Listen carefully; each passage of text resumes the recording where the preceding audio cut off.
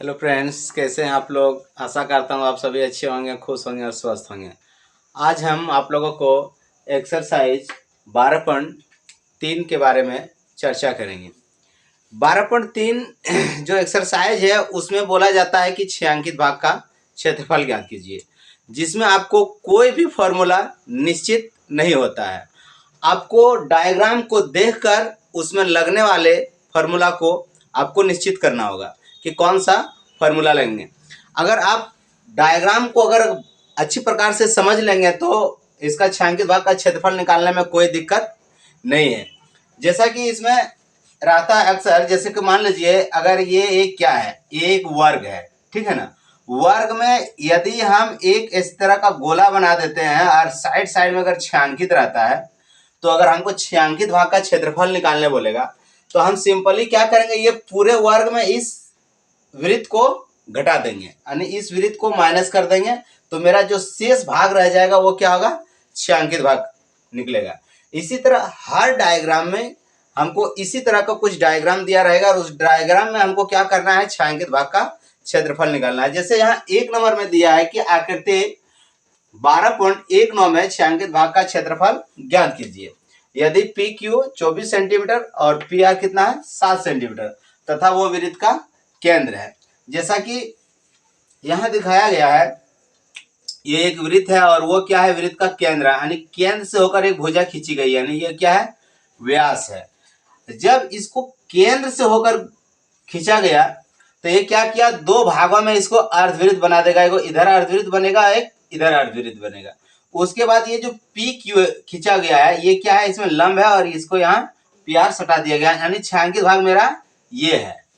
अगर इसमें हमको छायांकित भाग निकालने बोले जाएगा तो हम इसमें क्या करेंगे, जैसे देखते हैं कि ये पूरे अर्धवृत्त में ये जो त्रिभुज है वो छायांकित नहीं है, बाकी पूरा छायांकित है। तो यदि इस अर्धवृत्त में हम इस त्रिभुज को घटा देंगे तो क्या होगा, मेरा छायांकित भाग है वो मेरा निकल जाएगा। अब रह गया बात, इस अगर त्रिभुज का हम क्षेत्रफल निकालेंगे तो इसमें होगा 1/2 आधार गुना ऊंचाई। तो 1/2 आधार गुना ऊंचाई, ये मेरा आधार का काम करेगा, ये क्या है, ऊंचाई का काम करेगा, पी क्यू। छायांकित भाग ज्ञात करने के लिए सबसे पहले क्या करना होगा, ये जो अर्धवृत्त है, इस अर्धवृत्त में इस त्रिभुज का यदि हम घटा दें तो मेरा क्या बच जाएगा, शेष छायांकित भाग का क्षेत्रफल बच जाएगा। लेकिन इसमें क्या हुआ है, ये भुजा दिया हुआ है, ये भुजा दिया हुआ है, लेकिन ये जो व्यास है वो व्यास नहीं दिया है, त्रिज्या नहीं दिया है। तो अर्धवृत्त ज्ञात करने के लिए हमको क्या चाहिए, त्रिज्या का जरूरत पड़ेगा। और त्रिज्या ज्ञात करने के लिए सबसे पहले हमें ये क्या करना होगा, लंबी भुजा को ज्ञात करना होगा। वो हमको निकल जाएगा समकोण त्रिभुज क्यू पी आर से। लंबी भुजा कर्ण निकालेंगे, उसका जो आएगा उसको आधा कर देंगे तो ये मेरा क्या हो जाएगा, त्रिज्या होगा। और त्रिज्या निकालने से हम अर्धवृत्त का क्षेत्रफल निकाल लेंगे और अर्धवृत्त का क्षेत्रफल में क्या करेंगे, इस त्रिभुज को घटा देंगे, मेरा छायांकित भाग का क्षेत्रफल निकल जाएगा। तो सबसे पहले हम यहाँ क्या लिखते हैं, दिया है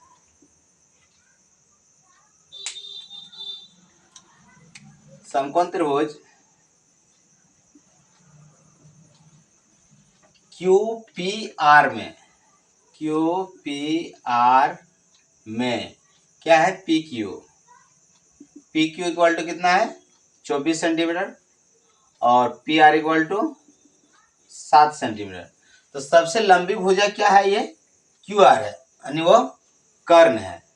या इसमें लिखेंगे Q R equal to root under, कर्ण है तो इधर दोनों प्लस हो जाएगा, यानी पी क्यू का स्क्वायर, पी क्यू का स्क्वायर प्लस पी आर का स्क्वायर, या Q R equal to P Q का स्क्वायर यानी 24 का स्क्वायर प्लस 7 का स्क्वायर, या Q R equal to P Q का स्क्वायर 24 का स्क्वायर यानी हो जाएगा 576 प्लस 49, या क्यू आर इक्वल टू इसको जोड़ेंगे तो हो जाएगा 625 और क्यू आर निकल जाएगा इनसे 625, 25 का स्क्वायर होता है इसलिए इसे निकलेगा 25। अब ये जो 25 निकल गया, ये क्या निकल गया, पूरे व्यास निकल गया, यहाँ से यहाँ तक है 25। अब त्रिज्या निकालने के लिए क्या करना होगा, हमको आधा कर देना होगा, या त्रिज्या आर इक्वल टू 25/2 कर देते हैं, या फिर यहां लिखते हैं अब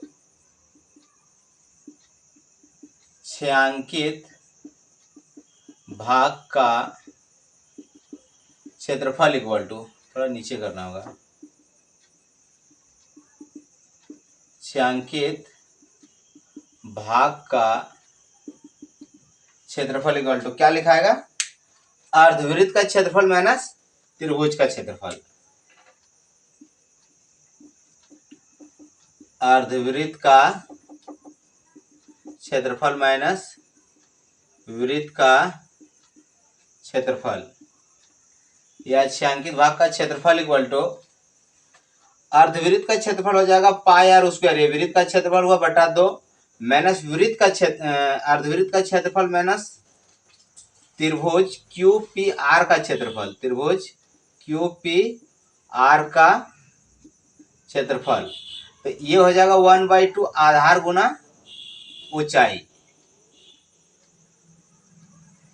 पाई का मतलब 22/7 गुना आर मेरा है 25/2 गुना 25/2, और ये जो बट्टे में 2 है वो टोटली 2 नीचे कर देते हैं। माइनस 1/2 आधार मेरा 7 है और ऊंचाई मेरा क्यू पी क्यू यानी 24 है। इसको 2 से काट देंगे, कितना 12 बार में कट जाएगा, या इसको भी यहां से काट सकते हैं, ये 11 बार में कट जाएगा। तो यहाँ हो जाएगा 11 इंटू 25 का 625 हो जाएगा, ठीक है ना। 6 25 200, 2 दूना 4, 4 सतह नीचे आ जाएगा 28 माइनस 12 सतह 84।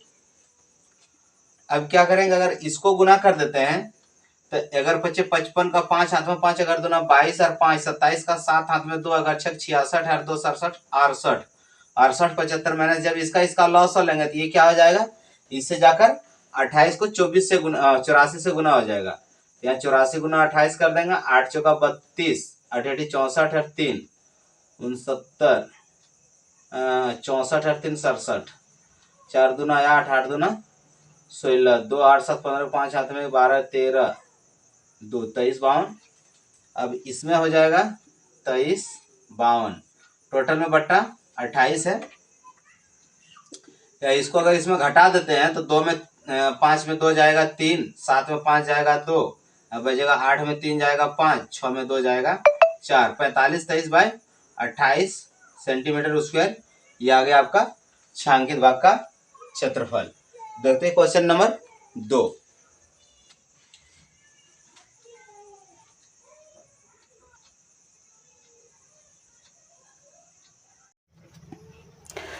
क्वेश्चन नंबर 2 कहता है कि आकृति 12.20 में छायांकित भाग का क्षेत्रफल ज्ञात कीजिए।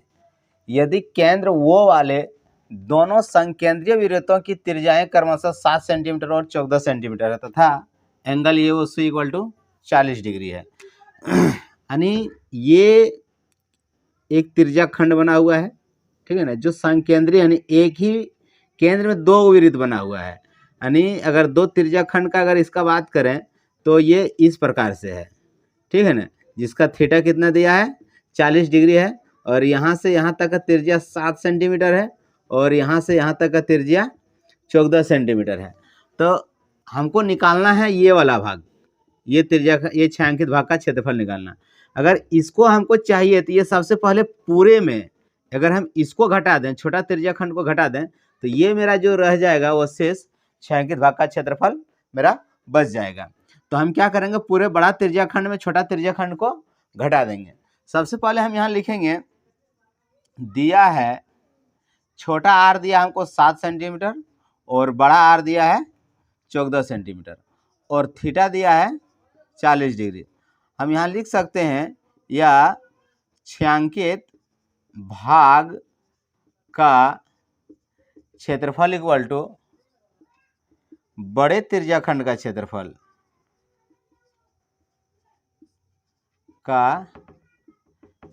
माइनस ये छोटा वाला, यानी यहाँ वाला घटा देंगे छोटे त्रिज्याखंड का क्षेत्रफल। ये पूरे में अगर ये घट जाता तो मेरा ये क्या बचता है, शेष बच जाता है। तो यहाँ लिख देंगे माइनस छोटे त्रिज्याखंड का क्षेत्रफल। तो बड़ा त्रिज्याखंड का क्षेत्रफल पाई आर स्क्वायर थीटा बटे 360 minus pi R square theta बटे 360।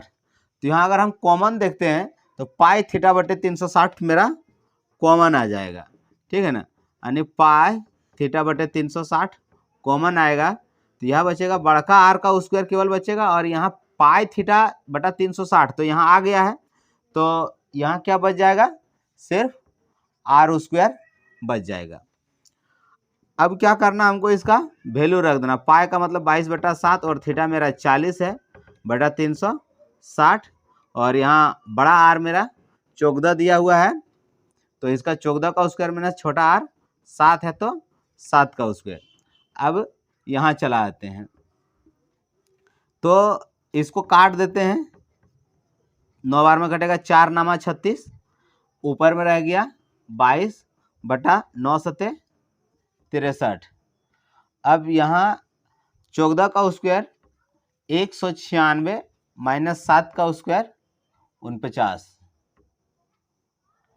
या 22/63 इंटू, यानी 16 में 9 जाएगा तो 7 बचेगा, या बचेगा 8, 8 में 4 गया 4, 147। अगर इसको हम 7 से काट देते हैं तो 7 नाम 63, 7 दूना 14, 7 एकम 7, ये कट जाता, फिर ये 3 से कट जाएगा, 3 तिया 9, 3 सते 21। तो इसको गुना कर देंगे, 7 दूना 14, 7 दूना 14 और 1 15, 154/3 सेंटीमीटर स्क्वायर। ये इसका आंसर होता है। अब देखते हैं क्वेश्चन नंबर 3।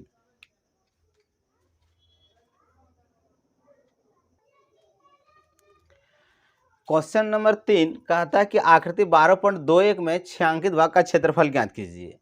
यदि ABCD भुजा 14 सेंटीमीटर का है, एक वर्ग है, तथा APD और BPC दो अर्धवृत्त है, यानी हमको छायांकित भाग का क्षेत्रफल निकालना है, जिसमें क्या है, ये एक पूरा वर्ग है जिसमें दो ठो क्या है, अर्धवृत्त को काट लिया गया है। तो अगर हमको इस छायांकित भाग का क्षेत्रफल निकालना है तो हम देख सकते हैं कि ये पूरे वर्ग में इसको और इसको, यानी दोनों अर्धवृत्त को अगर हम घटा दें तो मेरा छायांकित भाग का क्षेत्रफल निकल जाएगा, यानी वर्ग का क्षेत्रफल माइनस 2 गुना अर्धवृत्त का क्षेत्रफल। 2 गुना अर्धवृत्त बोले, या फिर हम क्या बोल सकते हैं, एक वृत्त भी बोल सकते हैं। तो इसमें क्या है, जैसे कि ये वर्ग का हमको भुजा दे दिया है, लेकिन अगर अर्धवृत्त का बात करें तो इसका जो क्षेत्रफल लगेगा उसमें त्रिज्या का जरूरत पड़ेगा, जो दिया हुआ नहीं है। तो सबसे पहले हमको क्या करना होगा, त्रिज्या निकाल लेना, यानी ये जो इसका जो भुजा है 14 सेंटीमीटर, ये वृत्त का क्या है, पूरा अर्धवृत्त का ये क्या है, व्यास है, यानी अगर इसको हम पूरा कर दें तो ये क्या बन रहा है, पूरा वृत्त बन रहा है। और ये वृत्त का क्या है, एडी, ये वृत्त का व्यास है। अगर इसको हम 14 जो है उसको आधा कर देंगे तो ये क्या होगा, त्रिज्या निकल जाएगा, और इससे हम क्या निकाल लेंगे, दोनों अर्धवृत्त का क्षेत्रफल निकल जाएगा। तो सबसे पहले हम यहाँ क्या लिखेंगे, दिया है वर्ग की भुजा इक्वल टू 14 सेंटीमीटर, या अर्धवृत्त की त्रिज्या आर इक्वल टू क्या करना होगा, इसको 14 से 2 से भागा दे देना। व्यास का क्या होता है, त्रिज्या आधा होता है, तो इसको हम 2 से काट देंगे, या अर्धवृत्त की त्रिज्या आर इक्वल टू कितना हो गया, 2 सत्ते 14, 7 बार में ये 7 सेंटीमीटर निकल गया। या अगर हमको छायांकित भाग का क्षेत्रफल निकालना है, छायांकित भाग का क्षेत्रफल इक्वल टू वर्ग का क्षेत्रफल माइनस 2 गुना अर्धवृत्त का क्षेत्रफल